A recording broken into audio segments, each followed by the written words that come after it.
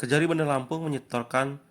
Rp1 miliar kepada Bank Mandiri selaku bendahara penerima kas negara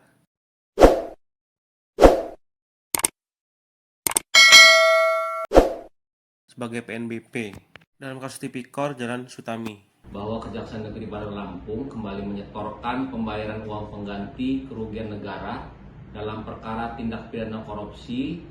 Jalan Insinyur Sutami tahun anggaran 2018-2019 pada hari ini Rabu tanggal 23 Juli 2025. Uang yang telah disetorkan tersebut sejumlah 1 miliar atas terpidana Hengki Widodo alias Engsit sebagaimana pelaksanaan putusan pengadilan Tipikor pada Pengadilan Negeri Tanjung Karang nomor 7 Pitsus PNTJK 2023. Penyetoran uang pengganti kerugian negara tersebut telah disetorkan oleh Bidang Tindak Pidana Khusus Kejaksaan Negeri Bandar Lampung melalui bendahara penerima Kejari Bandar Lampung sebagai penerima negara bukan pajak, sehingga